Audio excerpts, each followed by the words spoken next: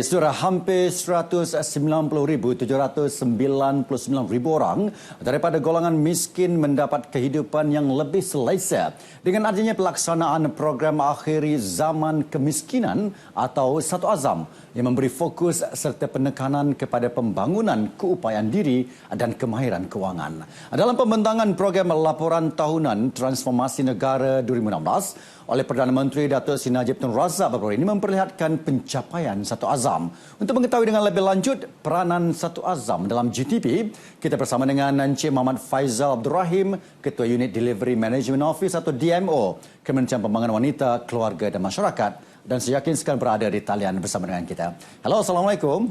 Waalaikumsalam. Apa khabar Encik Faizal? Sihat ya? Alhamdulillah sihat. Apa khabar? Alhamdulillah, terima kasih Encik Faizal. Kami di studio anda di luar sana dan kita akan cuba berhubung untuk membincangkan tentang program Satu Azam. Dan boleh Encik Faizal kongsikan sedikit mengenai program GTP Satu Azam sebenarnya? Okey, begini. Yang Amat Berhormat Perdana Menteri Datuk Seri Muhammad Najib Tun Abdul Razak telah mengumumkan Indeks Prestasi Utama iaitu KPI untuk 7 teras bidang keberjalanan utama negara iaitu NKRA, Program Transformasi Kerajaan iaitu GTP, dan salah satu adalah bidang NKRA tersebut adalah meningkatkan taraf hidup isi rumah berpendapatan rendah ataupun dalam Inggerisnya low income household yang kini diterajui oleh Kementerian Pembangunan Wanita, Keluarga dan Masyarakat. Dan Cik Faizal, bagaimana pula tentang peranan Satu Azam dalam GTP itu sendiri? Selain pada apa yang diceritakan sebentar tadi. Okey, di bawah Kementerian Wanita melalui inisiatif NKRI ini yang mana bagi meningkatkan taraf hidup isi rumah berpendapatan rendah telah memperkenalkan program Satu Azam iaitu program penjanaan pendapatan kepada rakyat berpendapatan rendah melalui aktiviti ekonomi seperti perniagaan secara kecil-kecilan iaitu kita mulakan dengan jahitan, ternakan, pertanian dan segala dan juga perniagaan seperti inilah. Jadi matlamat utama program Satu Azam ini adalah untuk menyediakan pelbagai usaha dan juga inisiatif bagi meningkatkan taraf hidup rakyat miskin tegar, miskin dan juga isi rumah pendapatan rendah, serta juga kumpulan yang kini menjadi tumpuan utama kerajaan iaitu kumpulan berpendapatan rendah 40% ataupun B40.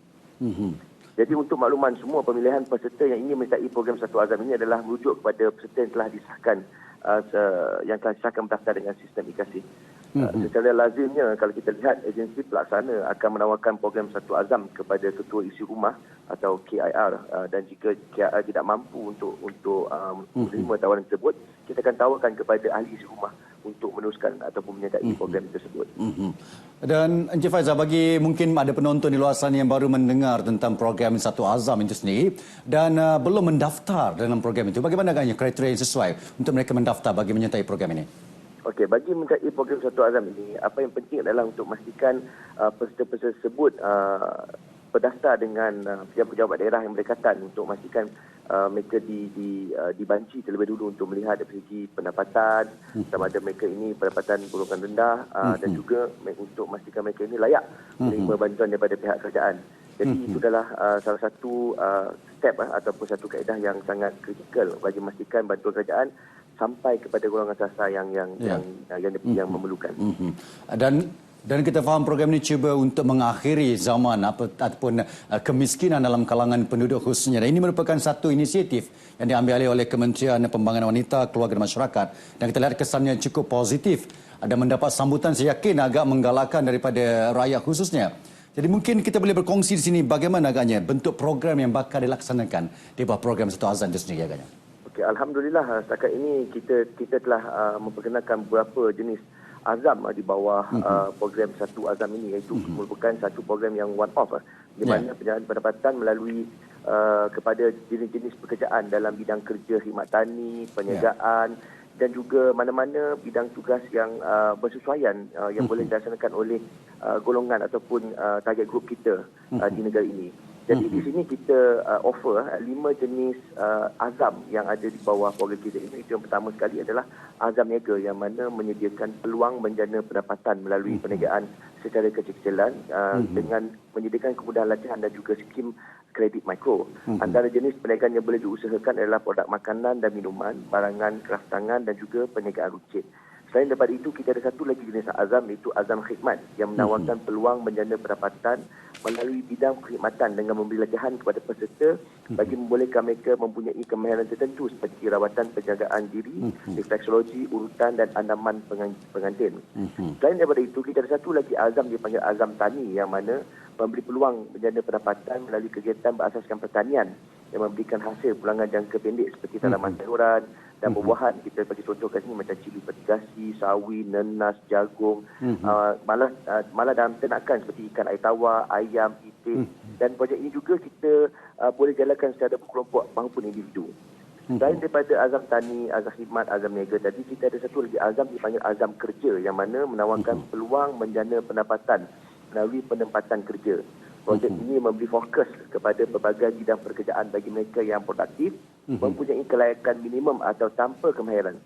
Peserta projek ini, kita akan beri latihan untuk memastikan kemahiran mereka dapat ditingkatkan dan membolehkan mereka mendapat pekerjaan yang bersesuaian seperti kita panggil pelayan restoran, pekerja di restoran makanan segera dan juga pekerjaan di hotel-hotel. Dan yang terakhir adalah azam bandar yang mana disasarkan untuk membantu golongan miskin bandar meningkatkan tahap pendapatan melalui penyediaan latihan, modal dan juga peralatan yang bersesuaian untuk membantu mereka mendapatkan pekerjaan atau memulakan perniagaan sendiri. Jadi di sini azam bandar ni kita lebih tumpu kepada urban poor, kepada peserta kita ataupun tajuk kita yang jatuh di dalam kategori urban poor.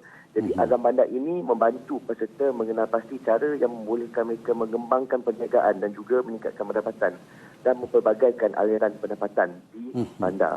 Dan kalau lihat apa yang dibincangkan sebenarnya tadi menjelaskan bahawa skopnya agak luas ya, daripada perniagaan kepada pertanian, azam diri dan sebagainya. Dan saya yakin mungkin akan memberi lebih ramai peluang kepada rakyat di luar sana yang cuba untuk mengubah nasib diri mereka. Tapi bila bercakap tentang untuk mendapatkan peruntukan-peruntukan daripada kerajaan ini, mungkin ada di kalangan rakyat yang merasakan agak sukar kerana mereka mungkin tak tahu bagaimana cara untuk buat kertas kerja, pembentangan dan sebagainya sebelum mendapatkan sebarang bentuk peruntukan kewangan. Adakah sebarang bengkel atau pembimbingan diberikan oleh pihak Encik Faizal kepada mereka yang berminat? Kebiasaannya kalau seperti ini kita akan menerima kunjungan daripada pihak-pihak target group kita lah untuk memastikan supaya mereka bersedia terlebih dahulu untuk memastikan apa cadangan kertas kerja yang mereka berikan, kita dapat membantu bagi merealisasikan impian masing-masing. Walau bagaimanapun kita perlu pastikan bahawa segala kertas kerja, permohonan ataupun even produktiviti peserta itu sendiri kita perlu kaji dan banci supaya bantuan kerajaan itu diberikan tidak sia-sia. Kita perlu pastikan supaya setiap bantuan kerajaan ini sampai kepada golongan sastra kita dan juga kita sebagai pihak yang memberi bantuan, kita perlu merekodkan supaya bantuan tersebut benar-benar memberi manfaat kepada pihak yang sepatutnya menerima. Jadi golongan-golongan yang ingin ataupun berminat untuk menyertai program Satu Azam ini boleh kita kata yang penting sekali tadi seperti yang saya katakan tadi, perlu berdaftar dengan e-kasih terlebih dahulu di pejabat-pejabat daerah yang berdekatan supaya easier, yang pemudah untuk kita memantau daripada segi sudut apabila mereka telah menerima bantuan ini kelak. Terima kasih. Dan setakat ini bagaimana pencapaian serta kejayaan program ini dalam JTP, Encik Faizal? Alhamdulillah, setakat ini kita telah membantu lebih 200,000 golongan isi rumah di seluruh Malaysia dan lebih 80% mereka telah berjaya meningkatkan pendapatan. Daripada kita kata target kita kebiasaannya supaya setiap peserta yang kita beri bantuan ini mereka mampu meningkatkan pendapatan sekurang-kurangnya RM300 sebulan. Jadi bila kita lihat daripada segi sudut statistik, lebih 50% daripada pada golongan kita yang telah kita beri bantuan telah berjaya meningkatkan pendapatan RM300 sebulan. Dan apa yang lebih membanggakan, lebih 70% daripada penerima bantuan ini adalah pada golongan wanita. Ya. Dan Encik Faizal, mungkin boleh jelaskan sedikit bagaimana agaknya perancangan program Satu Azam selepas ini untuk membimbing atau memberi bantuan kepada rakyat khususnya? Okey. Bagi perancangan ataupun kita panggil way forward untuk program Satu Azam pada masa yang akan datang ini, di mana sekarang ini GTP telah masuk kepada tahun ketiga pelaksanaan, iaitu GTP 3.0, yang mana bagi melangkah ke hadapan kami akan berusaha untuk melaksanakan lebih banyak program, menerusi satu lagi inisiatif baru yang kita perkenalkan, iaitu program Beyond Satu Azam.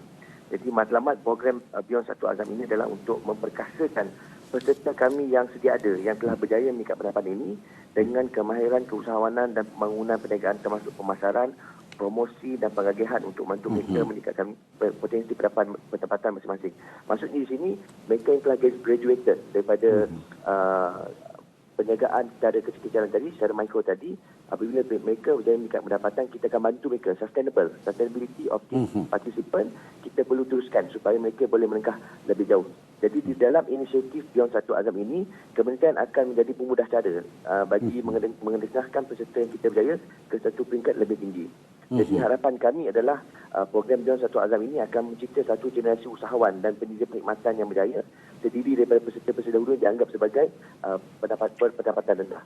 Antara salah satu usaha yang telah kita buat pada masa ini adalah kita telah mulakan satu dataran usahawan Satu Azam di Bandar Permaisuri Ceras, yang mana kita menempatkan peserta-peserta kita yang telah berjaya meningkat pendapatan yang mana telah mereka di rumah ni tadi, yang kita kata telah meningkat pendapatan 300, 400, 500 ringgit sebulan ini, kita sediakan tapak untuk mereka berniaga. Kita nurture dia, kita upskill mereka ni supaya mereka merasai sendiri dunia perniagaan di luar ni, dan dia deal sendiri dengan customer yang datang straight kepada gerai masing-masing. Terima kasih Encik Faizal. Terima kasih atas perkongsian yang diberikan panjang lebar. Saya rasakan mungkin kepada anda yang berminat dengan program Satu Azam boleh mendaftar dan melayari web yang disediakan oleh Kementerian Wanita dan Pembangunan Wanita. Dan sekali lagi terima kasih kerana sudi bersama kami.